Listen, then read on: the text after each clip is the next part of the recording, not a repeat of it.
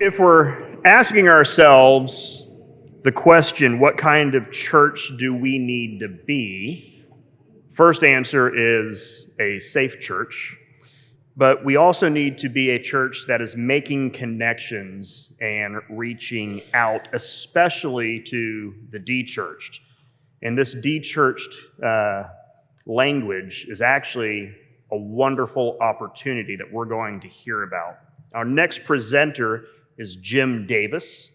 He is the teaching pastor at Orlando Grace Church in Orlando and the co-author of a very famous book now called The Great Dechurching.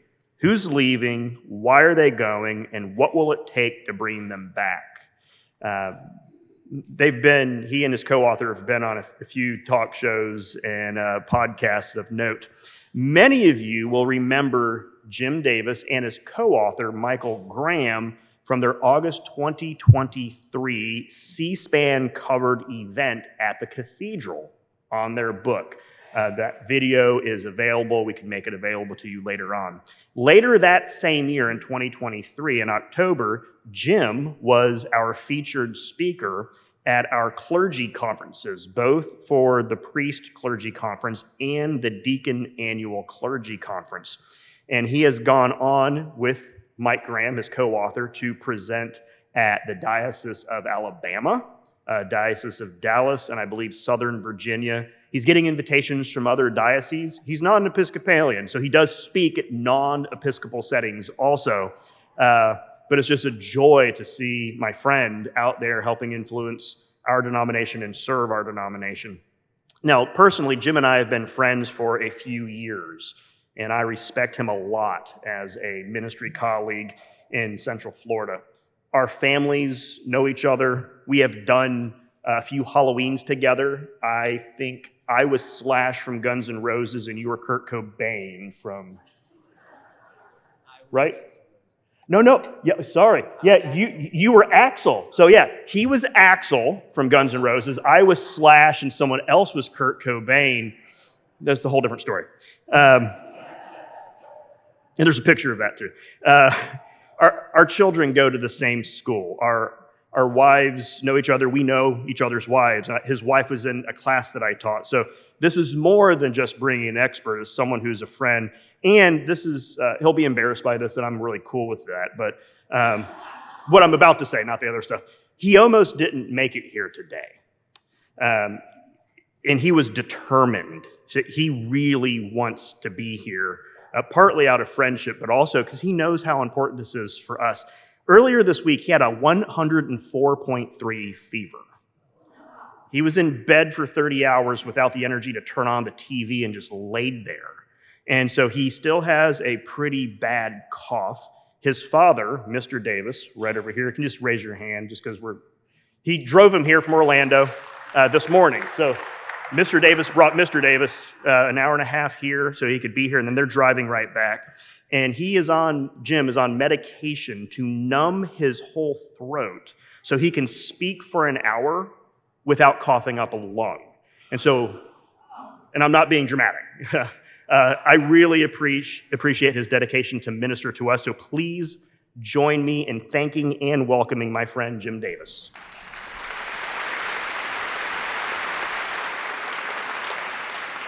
It really is an honor to be able to be here. I was praying this week, God, I just want to do this. I am so encouraged.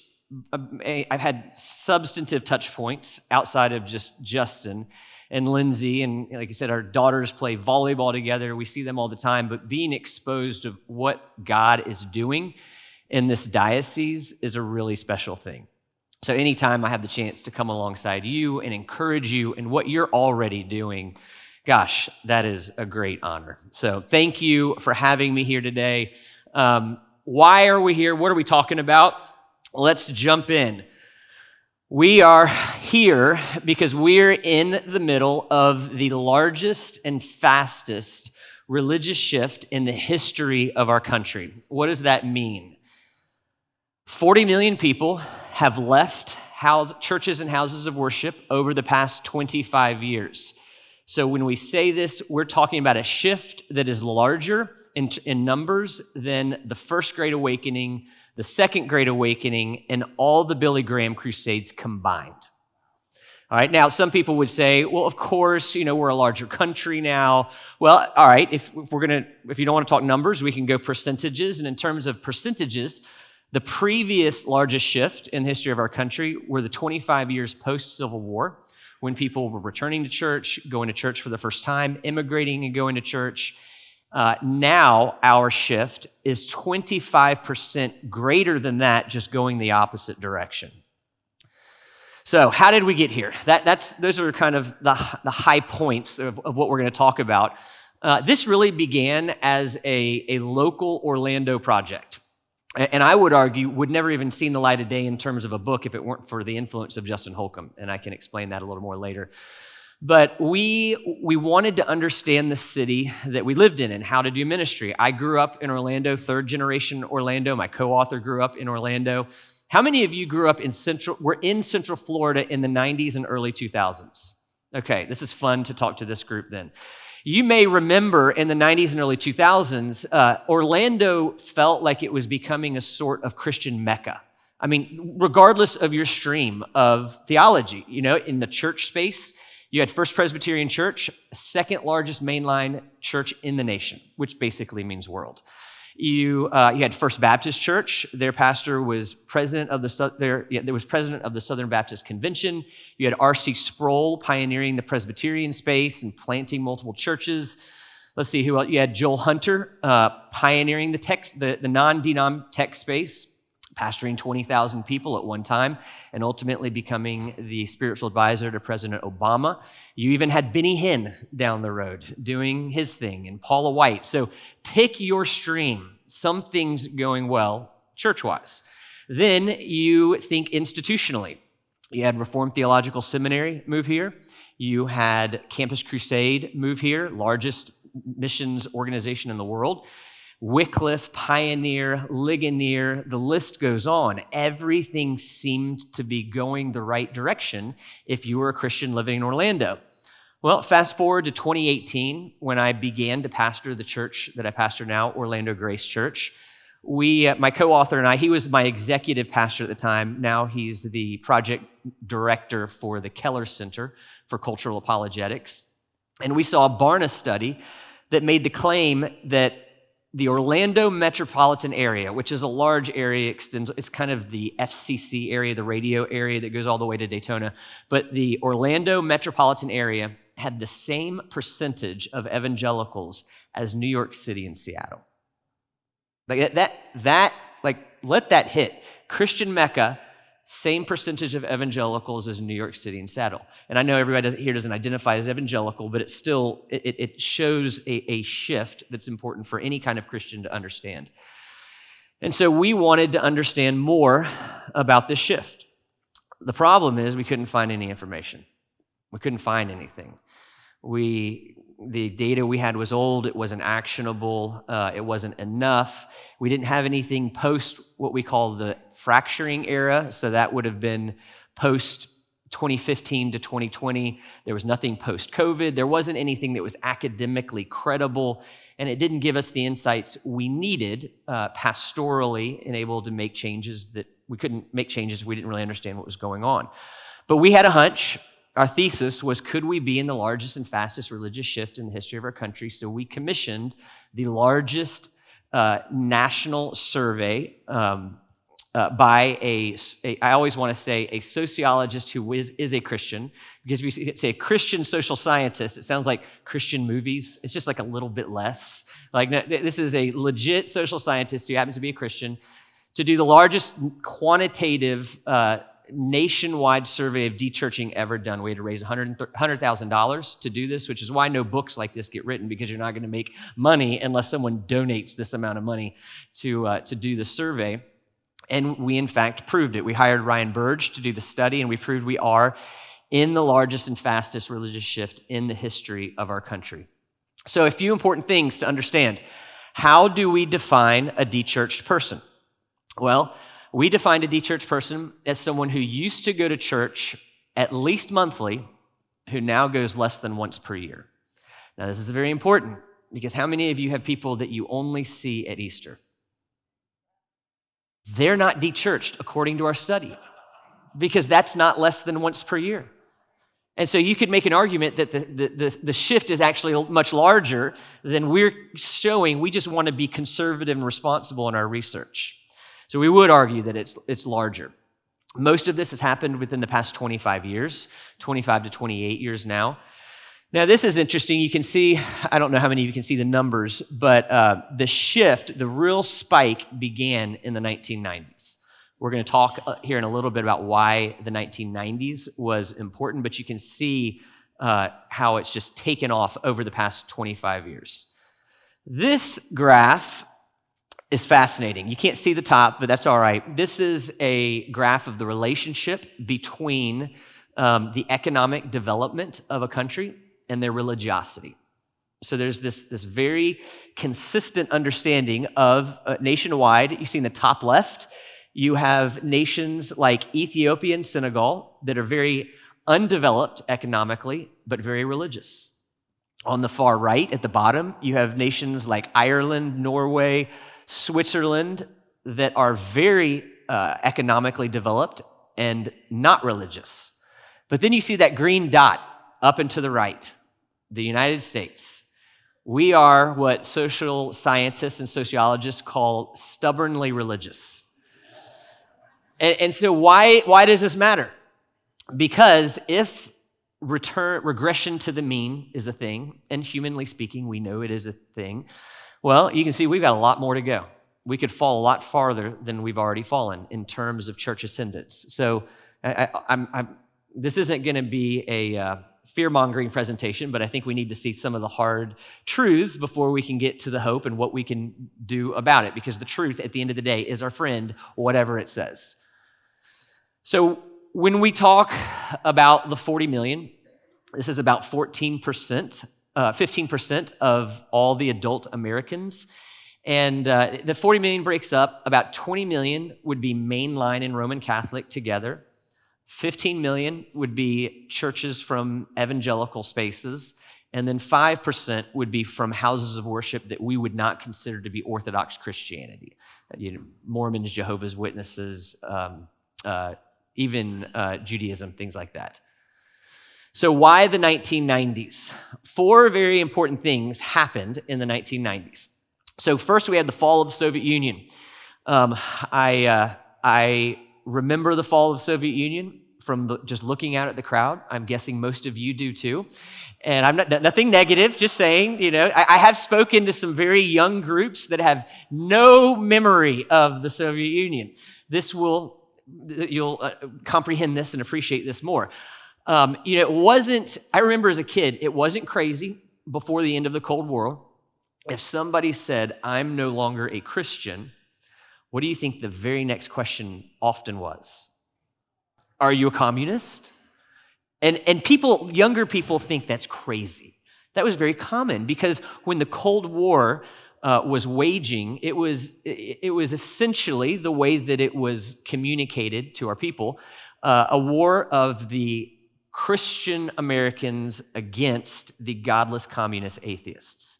It was not by chance that it was during the Eisenhower administration when we got "In God We Trust" on our money and "Under God" in our pledge, because there was active engagement, some might even say propaganda, to fuel that idea because our way of life was being threatened. And I'm not here to critique that. I'm just saying that was the case. So when the Soviet Union fell, there was freedom in many parts of the country to be a non-Christian and a patriotic American.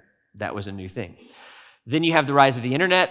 1994, you have our first internet cafes popping up. By 1997, you had internet, even though it wasn't in most of the homes, it was only probably in like 20% of homes by that point. It was in schools and libraries, and people could actively engage other worldviews that they couldn't have before. You have the rise of the religious right. You have a syncretism of sorts between Christianity, especially in the evangelical stream and the Republican Party, and there were many people who said, well, if that's what Christianity is, I'm out. And then finally, you have 9/11, just a little bit outside the decade, where historically speaking, in the blink of an eye, our national enemies went from the godless atheists to the religious fundamentalists. And people said, well, if that's what religion does, I'm out. Now, we would argue that the lion's share of people who dechurched in this time frame, these are the things, they didn't cause them to not be Christian. They allowed them to acknowledge publicly what they already knew to be true. That's our opinion. But still, dechurching is beginning in earnest, largely from mainline and Roman Catholic churches in this part of the time. So you get to today, and then you have the question, why are people dechurching? So we see it began in the 90s. We're gonna talk a little bit more about how it changed, but why are people dechurching? And you have two kind of what we call the old stories. If your information diet comes more from the left, you're going to hear things like people are leaving the church because of the church's fault, because of racism in the church, misogyny in the church, clergy scandal, clergy abuse, and Christian nationalism. If your information diet is more to the right, you're going to hear it's the culture's problem. It's because of secular progressivism and the secular revolution. So which one's right? Well, both and neither.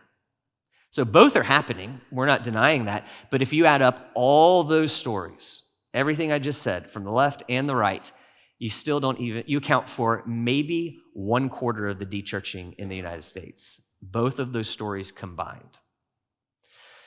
Do you know what the number one reason for dechurching in the United States is? I think some of you do. Shout it out if you know it. I moved is the number one reason for dechurching. So we came up at a high level with two categories. The first are the casually dechurched. 30 of the 40 million, 3/4 dechurched for, without any pain point, for what we might call pedestrian or even boring reasons. This is nothing, social media or the newspapers are going to be inclined to cover. I moved, attending was inconvenient. There was family change, marriage, divorce, remarriage, birth, things like that. That's the lion's share of dechurching. Now, we don't want to minimize some real pain that has happened because 10 million dechurched in a way that with pain points we call the dechurched casualties. They didn't fit within their congregation. They did experience suffering. They did experience church hurt. They did experience clergy scandal. So we need to acknowledge that, but we want to put it in its larger context appropriately. And so what we want to communicate is that the dechurched, they're not a monolithic group. There's not like one path to reaching all of them. There's no silver bullet. Some of them, all they need is a nudge, and I'm going to communicate in a minute what that group looks like. Some of them, need to genuinely be at our dinner table before they're ever going to be in our churches. And some of them are going to be in our lives for a very long time, and the Holy Spirit's going to need to do something that only the Holy Spirit can do before they're probably ever going to step foot in a church again. And we need to understand the difference between the people we're looking at, where we can, in some cases, do more harm than good. So I want to look at the 15 million dechurched evangelicals. Now, I understand most of you would identify more as mainline than evangelical, but I also want to acknowledge what could feel like a little bit of an elephant. We believe the same things. So when I talk about evangelical, now this is admittedly people who are self-describing evangelicals. They logged this category, but we use the definition, the Bevington quadrilateral of biblicism, crucicentrism, conversionism, and activism. That's evangelical. So we believe in the Bible as our ultimate authority, Jesus as our only hope, the necessity for somebody to have a personal relationship with Jesus through repentance and faith, and our duty as a Christian in the world to be a light and a source of human flourishing in this world. So really, I feel like I know you well enough to say we're not that far off here. But when we look at these 15 million people, this was truly, when we first saw this, we couldn't believe what we're looking at. Some of you have seen our more detailed data, and I can get that to you. I'm not going to go through all that. But we sorted all of this information through an algorithm, kind of an AI algorithm that identified common groups, 4 groups based on common answer choices. And we then had to figure out what we're looking at and name them, and we did. And these groups, the first one is cultural Christians. And I'm communicating this to see how different they all are. So of the 15 million, cultural Christians are about 8 million. They left without any pain points. They have a positive view of the church. They would be open to being married in a church, buried in the church. They're open to the idea of going back. But only 1% of them believe that Jesus is the Son of God. 8 million people, no pain point, but it seems like they're not Christians. As our culture changes and there was more freedom to do other things and not be chastised for not being in a church, they chose not to be in a church. And so it's helpful for us to treat them, even if they don't have a pain point, treat them as non-Christians. Second group, mainstream evangelicals, they dechurched more frequently, largely in the past 8 or so years. This is 2.5 million people. Same casually dechurched. They don't have a lot of the pain points. They have a largely positive view of the church, but 98% of them would view Jesus as the Son of God. And 100% of them are ready and willing to come back today.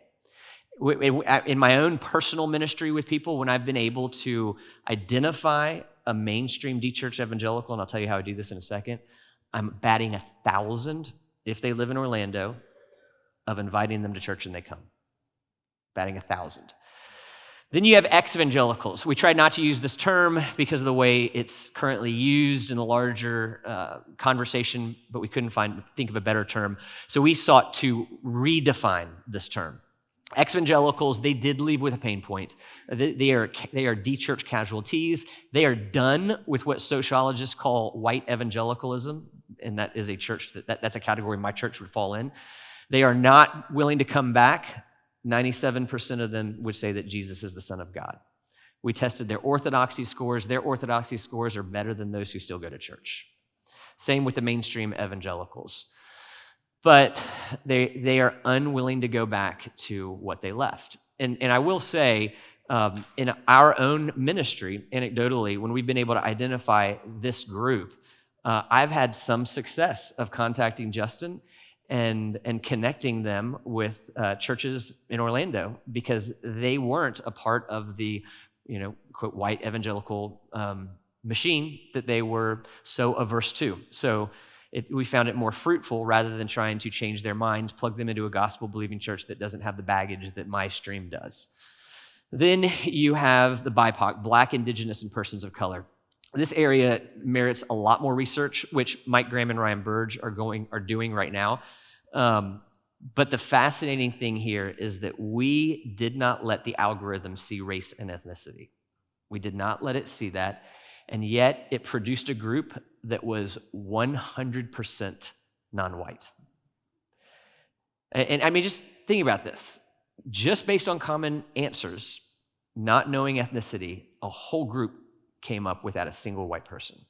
Social scientists would say that's because race casts a long shadow in the data. Now, I can say a lot about this. I just want to say that there's a lot about someone's race and ethnicity that shapes their experience in the church today. And that largely is unfortunate and something as church leaders we need to acknowledge and understand if we're going to be able to minister to the people that God has called us to minister to. So in my own personal ministry, when I'm talking to somebody, I have 4 questions and I can usually understand where they are. It's very simple. And I do this as is relationally appropriate. But do you go to church? No. Second question, did you grow up going to church? Yes. Okay, now I know they're dechurched. Why did you stop going to church? The answer to that, I'll figure out, are they casually or casualty? And then I'll ask them some question like, well, who is Jesus to you? And if they communicate what sounds like a saving faith, then I know that they're a mainstream evangelical. I'll be able to navigate my interactions with them based on whether they're casually or casualty. What's interesting, if they're in this group that they're believers, they know they should be in church, by the time I get to question number 3, why did you stop going to church? They generally say something like, I know I should be going. I just, we got out of the rhythm. We're in travel sports or whatever. And then I'm like, I think I know what I'm looking at here. Again, there's a lot of data here, but I wanted to come here and be more practical in our time together. So I am going to, we'll give it another 15, 20 minutes and I'll open for questions, but I really want to get through some of the more practical things. So there's some myths that we want to break down. The first myth is that people leave because of negative experiences in church. Again, 30 million of the 40 million, that's not true of. Not trying to minimize the 10 million, but 30 million, that's not true. People leave because of secular university. We have definitively proven, and Ryan Burge has gone on to do more work, that education is our friend. The more educated a Christian is, the more likely they are to stay in church. We found that evangelicals with a master's degree, among evangelicals with a master's degree, only 3% had dechurched. I mean, that's way below the 15% average that we're looking at. Education is our friend. People leave the church because they left the faith. Not true. I mean, even look at the evangelicals, the ex-evangelicals. They have left the church, but they haven't left the faith. Now, this is important because statistically speaking, the children of those believing dechurched are not very likely to continue in the faith. They are going to be unchurched. So this is important. We have a generational opportunity in some cases of low-hanging fruit that will not just impact those that we reach, but their descendants as well. 4, people are primarily leaving on the secular left. This is what I thought for a long time. It's the progressives who are leaving the church. Well, that was true in the 90s and early 2000s, but in the next 20 to 25 years, dechurching on the secular right caught up in total numbers to the dechurching on the secular left, and now is happening at twice the pace of the secular left. And it's changing a lot about the church. It's changing a lot about politics. And I've said this in a number of spaces, and I don't think it's very controversial wherever you are politically, but you can see how it changes the landscape because you just think about the Republican Party in the early 2000s still reeling in the wake of Bill Clinton's moral scandals. It's hard to imagine them nominating Donald Trump as their candidate. Now, I'm not trying to be political here. That's no longer a problem. And so you see a lot of that, the impact of the right, the secular right leaving the church, which is changing a lot. So that's a myth. There's a lot more we can say about that, but I'm just showing the point. People aren't willing to come back. Not true. 51% of dechurched evangelicals, that's about 8 million people, are willing to come back today, and there's a very similar number of mainline Protestants as well willing to come back today. So number 6, America's peak religiosity was around the time of our founding. No. Do you know the percentage of early Americans in 1776 that went to church regularly? It was about 17%. We're at about, on a monthly basis, we're about 49% right now. So we're not looking to go back to 1776. And we would argue that I'm very pro-U.S. Constitution. Please hear me that. I'm very thankful for our Constitution. But it's hard to argue at this point that it's hard to disagree with the fact that it was the watershed document for secularism into the West. So, there wasn't, if you compare it to the colonies, the constitutions of the colonies like Connecticut that has Jesus in it. So there was a movement to be uniting, have a more pluralistic society, and there's a lot of good to that. But we can't deceive ourselves and to say that the original intention was that we would be a true, Christian nation. You look at Thomas Jefferson's words, we hold these truths to be self-evident. That was actually Ben Franklin's influence on him. The original words were, we hold these truths to be sacred and undeniable. And Ben Franklin thought that was too religious and encouraged him to change it to, we hold these truths to be self-evident. So we're not bashing America. We're just trying to say that our hope is more forward and not more back in nature. Our hope is forward.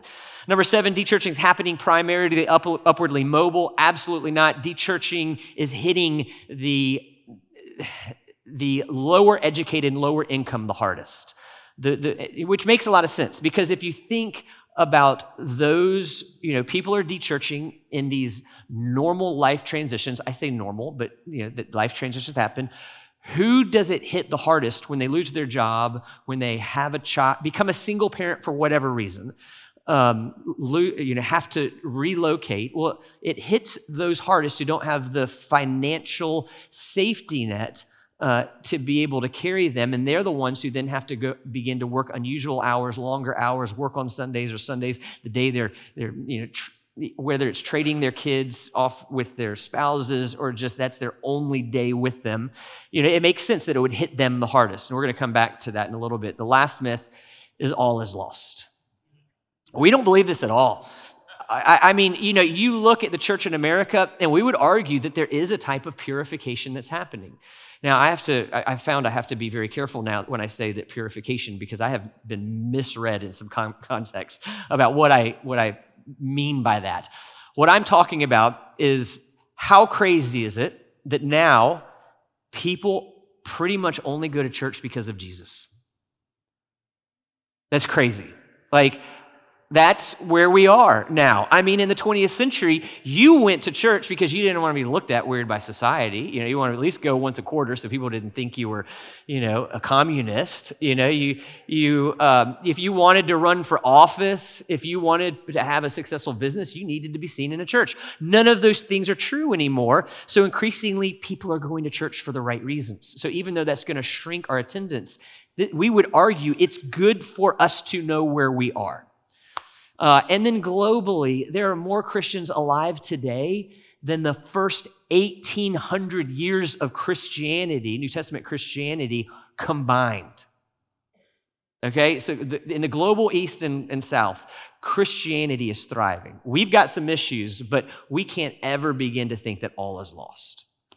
All right, so what are some top challenges for church planting and church growth? We would argue, as churches, we need to really embrace both confessional and missional. So when we say this, there seems to be a spectrum. You have on one side confessional churches that can understand what we confess to believe, doctrinally robust, can spit out all the right theology. But and I would say that the church I inherited in 2018, there are a lot of good things to say about the church that I inherited, but a reality we had to face is that while we had a robust understanding of our doctrine, we had not baptized somebody who wasn't biologically related to us in a decade. So there was a robust confession, but we weren't experiencing the mission that Jesus wanted the church to experience. We weren't the missions outpost that the church was created to be. On the other end of the spectrum, you have a missional church that is really connecting with the culture. They're probably doing a lot of good in terms of serving material needs in the city. But they're so committed to missional that they are willing to sacrifice the confessional. So at best, this can look like just not talking about certain things, certain truths that might disrupt people's lives a little bit. At worst, it might mean changing what it is that we believe. It can mean creating a space of anonymity where people are not known and cared for. So people, even though there is a large front door into these churches, the back door ends up just as big. And so we would argue no one has ever been more confessional and missional than Jesus, who perfectly understood the Word of God, lived the Word of God, and left heaven to come to earth. No one has been more missional than him. So we don't have to choose between missional and confessional. We need to understand that what we confess is missional. But if we're not building our mission on what we confess, that mission is flawed. So just understanding where on the spectrum we are and what does it look like even spectrum can be difficult, because what we're trying to understand is the mission is built on the confession. So there's a whole chapter on that in the book if you want to read more about it. Second, we need to return to the hard work of evangelism and discipleship. If you were a part of any church plant in the late 90s and early 2000s, you were probably doing something new. Whether it was it could be contemporary music, it could be expository preaching, it could be relevant messages, whatever it was. You were doing new things, and you were probably benefiting from Christian transfer growth. Well, now nobody's doing anything new. And if they are, it's probably heresy.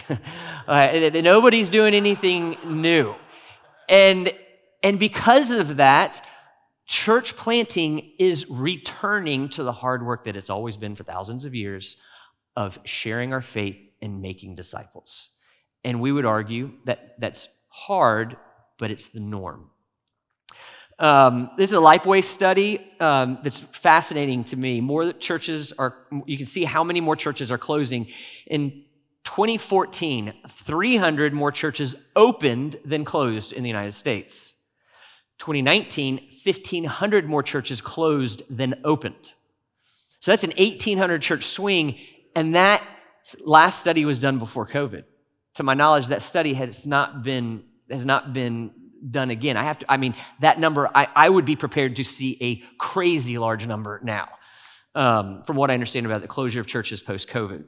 So we would also argue that in the coming years, it is going to be much harder for medium-sized churches to be planted and thrive.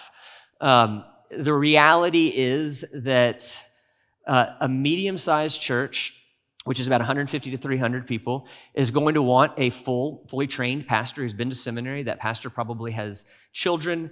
I'm not here to make a statement on schooling methods, but the majority of these pastors generally choose private school. And the cost of that, plus a building to house this amount of people, is generally economically unfeasible for that amount of people. Now, when we started saying this, I don't know of anybody else who said this. We started saying this, and it was crazy how many people came out of the woodwork saying, "That's us. That's us." The cost of space and living is becoming such that we might put that on like the endangered animal watch list or something, that size church.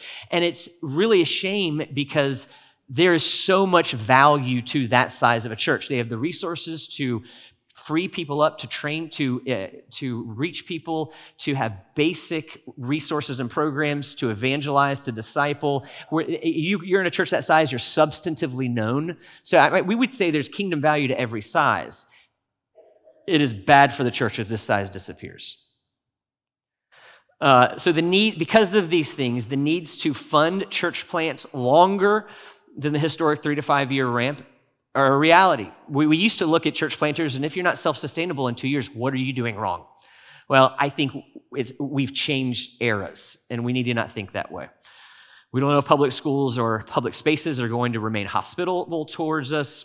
Seminaries are reporting not just fewer students, but fewer students training to be senior pastors, priests, whatever we would call the primary leading and teaching agent in our seminaries. Even RTS, where Justin and I went, Justin is an adjunct professor there, their numbers are growing in terms of attendance, and their numbers of students wanting to be in this league position is plummeting. And I think there's some discipleship reasons for that. I think I can say this here. I think there's some generational issues with that. The younger generation isn't as they're a little more averse to the hard things. Don't quote me on that, although I know this is going to be recorded, but whatever. There's a little bit of that to be true too, which means we need to be discipling them all the more. All right. What can be done? We have to, number one, hold on to historic Christianity. So I'm talking Nicene Creed, Christianity, the resurrection, the virgin birth, the divinity of Jesus, the hypostatic union, all of the basic things that we talk about in both the Nicene and the Apostles' Creed. It is undeniable that when a church lets go of these doctrines, its death comes fast. We can't say this strong enough. The most important thing we can do is hold on to the historic gospel that has been handed down to us. What can be done? Invest in 13 to 18-year-olds. There's a lot I want to say here in a short amount of time. There are you're most likely to dechurch between the ages of 13 and 30 because there are 3 distinct stages here: high school, college, and young professional career. I'm going to work backwards a little bit. Young professional, kind of 24 to 30, isolation is the enemy here, helping them not to be isolated from Christian community. They're typically submerged in their new occupation, not generally surrounded by Christians. That's the challenge. You go to college. One of the fascinating things we learned is that if a college student is involved in a church and a campus ministry, they are 3 times more likely to continue in their faith. You take church or campus ministry out of it, and that number, that future statistically plummets in terms of church attendance. And it makes sense because if you're in a campus ministry, they're going to provide the discipleship that you kind of need at an intense, new season like that. But campus ministry is not realistic once you leave college. And so if students are only involved in a campus ministry, they get to a church, they don't experience this intense same-age community that they're used to, and they just kind of fall away. On the other side, if a person is just involved in church, and that feels weird to say, but doesn't have the discipleship that they need, they're going to struggle more in that transition. Now, there are churches that can do both inside the church. Most churches can't. They don't have the resources, so they partner with other organizations to do it. But then you get to 13 to 18. This is middle school, high school. I have 3 teenagers and a 10-year-old. This is where I feel like I'm taking my pastor hat off and putting my dad hat on here, and just thinking through what is the church doing to come alongside, whether this is our children, grandchildren. I saw an atheist sociologist. I think he was a sociologist. He was. And he was making the argument that because of evolution, our children are wired to leave the home, and that's why between the ages of 13 and 25, they don't want to listen to their parents because of, in his argument, evolution. And that's why we need other people telling them the same things. And I heard that, and I was thinking, I actually don't think you're far off. I don't think it's evolution. I think God's design is for children to leave the home, and that design has been marred by sin. But I do think that there is great value to other people telling our children the same thing. I'll tell my 17-year-old something, and the best I can hope for sometimes is a fine, whatever. Our youth director, our volunteers say the same thing, and they're the wisest people to ever live. And so what are we doing to develop a plan, to come alongside our children and to be able to teach them, at an age level appropriate? Obviously, the gospel, what does it look like to read the Bible on our own, share our faith? When do we start talking about gender and ethnicity? Gender, not ethnicity, although yes, race and ethnicity is a thing along the way too, but gender and identity things. When are we as a church going to engage that, and how are we coming alongside parents? Learn from the back door. Exit interviews. When people leave the church, we need to talk to them. We need to understand why they left, and we interview every single person, every single member who leaves the church. It's pretty simple. We want them to come in knowing, hey, you have our blessing. We want to pray for you as you leave. We want to hear, what has been encouraging, and if you could change one thing about your experience at Orlando Grace Church, what would it be? We bring that back to the leadership and we consider it. And sometimes it's like, yeah, that thing is not realistic. Sometimes it's like, yeah, that's something we really need to consider. And we need to be listening to those who leave. We need to develop substantive membership. Now, membership is not, there's no 11th commandment, thou shalt become a member of a local church, but it seems to be implicit in our understanding of who's in and who's out. Call it whatever we want.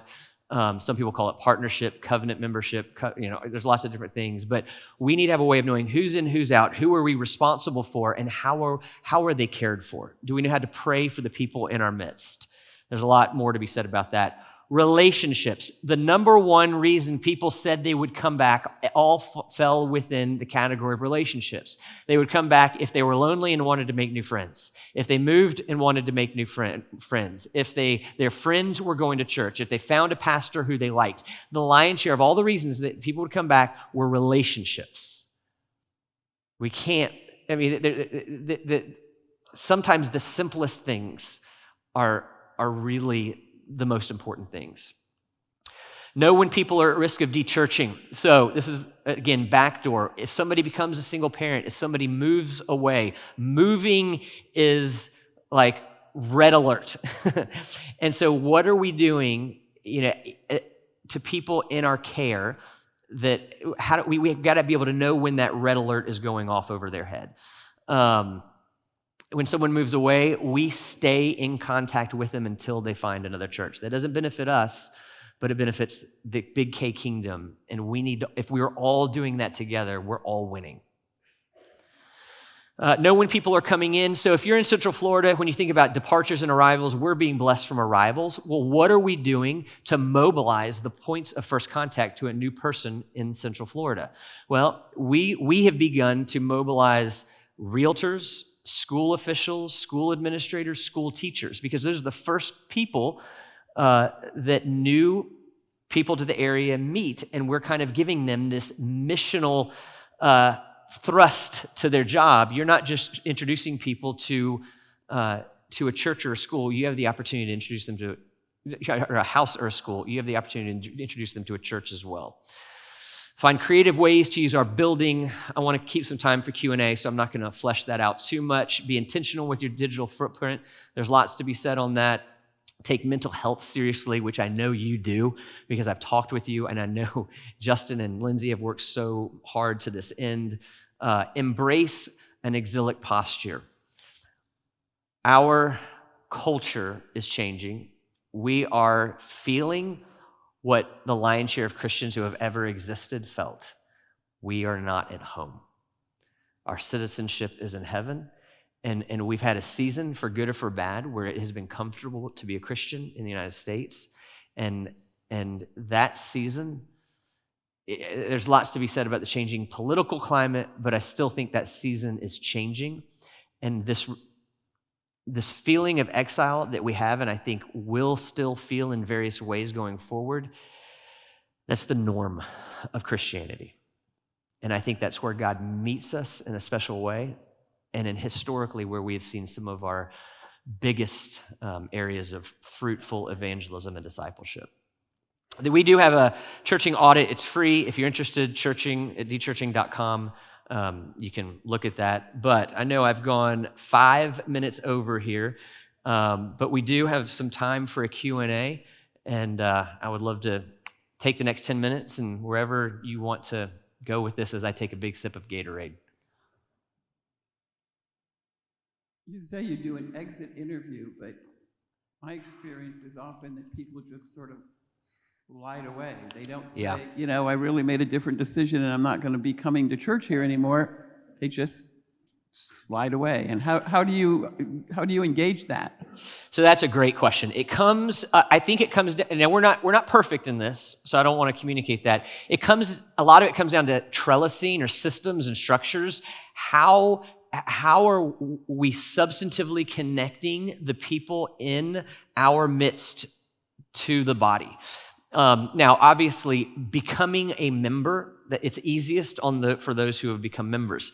At our church, we have a list of all our members, and at least quarterly, we go down the whole list as a church leadership, and who has someone seen this family in worship over the past 2 months? And if the answer is no, then somebody, whoever's relationally closest to them, is going to call them and be like, hey, I haven't seen you in a while. Just want to make sure everything's okay. And the lion's share of the times we've done that, they've said, oh my goodness, we've been sick, lost my job, can't believe you noticed this, thank you so much. And they just can't believe we noticed, and they come back. Sometimes they're like, yeah, we've decided to go someplace else, and or we're looking for a new church, and we'll say, hey, we understand that. It's our practice to have a coffee, pray for you on your way out, ask you some questions that can help us get better, and most of the time that happens. Every now and then they just don't want to, and you can't make them. But I think it depends on systems and structures primarily. My question pertains to those who consider themselves to be spiritual and not religious. What category do they fall in your study? Do you consider them as having left the church but not the faith? And what is the percentage of this group? in your study. Also, your findings, are they true of the global north mainly, or because I think the global south is a different story. Okay, I get your first question. Can you repeat the second question? I didn't fully comprehend the difference between the global north and south. Okay, the studies and the findings you have, are they based on truths and facts of the global north? Gotcha. Yeah, I'll take it in reverse order. Our study is only the United States of America. It's only the United States of America. In terms of spiritual but not religious. So there are three categories in sociology: belief, belong, and behave. Our study is a belonging study. So those who used to go to church, that's a belonging base, and now don't. That's primarily what we're looking at. Then we do understand something about their belief and their behavior, the belief and the behavior of that group. But the question you're asking is actually a belief question, not a belonging question. And Ryan Burge has a book called The Nuns. That would be where I would direct you to understanding. He does more work in this area. But yes, and from what we understand of the Dechurched, there are huge numbers, like the cultural Christians that I said. Only 1% of them believe that Jesus is the Son of God. So they're embracing some other form of spirituality. They're I don't want to be too harsh, but they're creating a religion, kind of a God made in their own image, which is what happens the longer you're out of church, the more your orthodoxy begins to change. But yeah, so that I think about 8 million people just from that category would fit in that spiritual but not religious category. So we see it in our study, but because it's primarily a belonging study, that's not the primary focus of it. Have you seen in your study any migration going on between, for example, a very missional church that's appealing to the cultural Christians into a church that's more confessional, where the discipleship is more personal? This is a great question. I have thoughts, and they do come from other studies, not necessarily from ours. You do see an undeniable shift, or maybe resurgence, especially among younger people, toward churches that connect with historic Christianity. You see there is a rise in this could be high church, it could be liturgical, like these kinds of things, and this I'm thinking is an encouragement to you. You do see a resurgence of this. And I think while the attractional is still clearly working, in terms of what they're wanting to do, you're seeing some disenfranchisement from it. People who are looking for more, people who don't want something that looks like a show. I mean, I would be in this category, although I don't know that I count as young anymore. There's a definite movement toward historic Christianity, toward liturgy, toward Bible teaching, and even just clear, unashamed. This is what the Bible says in a way that is loving and gentle, but clear and true. You do see a rise in the younger generation. Now, there are people who could speak to that even more than I can, but that's one of the things that we've seen. And we've also seen in the attractional church, they tend to not flourish past their founding or most successful pastor. So whereas you have your Episcopal churches, your First Presbyterian churches, First Baptist churches that tend to truly be, multi-generational and have long lifespans. So I don't know, there's probably a lot more we could dig into there, but those are my first thoughts. So I went to, watched your Zoom when you were at the cathedral and went to the training that you had, read the book, but I didn't remember you saying anything about the 13 to 18-year-olds.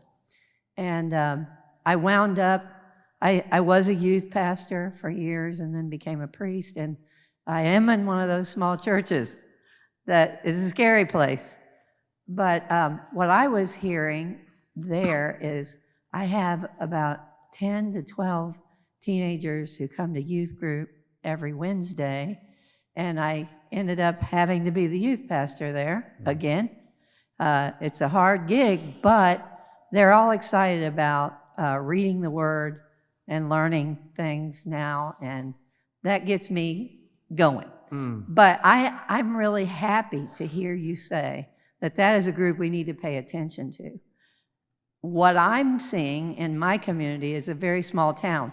So they're going to grow up, and I'm seeing that. I'm going, oh my gosh, they're going to be 18. They're going to be, my older folks grow up and go to heaven, and the little ones grow up and go to college. So we also need to follow them, right? We need to follow them past, because we have a tendency when they leave the church to just let them go and hope they come back. But we really need to see them all the way through. There's so much I want. We've talked. Didn't we meet at one of... We did. I remember you. Tell me your name again. Lisa. Yes. Thank you, Lisa. There's just so much I want to talk about with this. So yes, we think of it in terms of handoffs and touch points. So when our students go off, usually it's college, but if it's not, how are we making handoffs to campus ministry and churches? And then every time they're back, how do we touch base with them? So handoffs and touch points. When my oldest, he's 17 now, when he was 15, our youth group was smaller at that point. Like we were probably not far off from what you were talking about. When he was a ninth grader, he was the only high school boy in the youth group. Now, by God's grace, that's changed a lot. But when he was 15, he was invited to go to one of these large attractional youth groups. And he called me to ask if he could go. And I was just like, yeah. I mean, he didn't see me. That was what was going on inside of me. But I was like, yeah, sure, buddy. You want to go to youth group? Go to youth group. But I'm thinking, he's never going to want to come back to our church. He's going to get his Chick-fil-A cards and play video games, and he's just he's going to want to go there. But whatever. And so he came back that evening, and I said, well, how was it? And he said, there's a long pause, and he said, I don't feel like we're doing the same thing. And I said, okay, really, tell me. And he said, gosh, what he said was not politically correct. I'm gonna the nicest. It's a 15-year-old. We're working on that too. But basically he said, it just felt so immature. And my son, he's no spiritual giant. Football and girls still reign.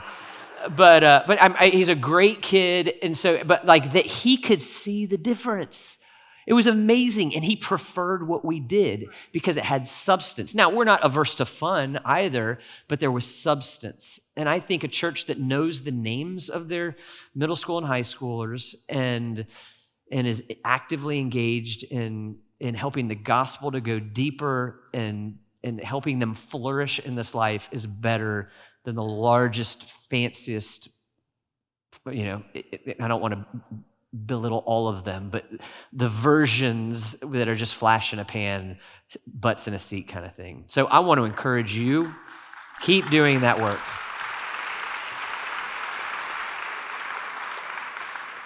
I think our time is up. As Justin comes up, I just want to say thank you for all you're doing. You're a joy. Praying for you. Thank you.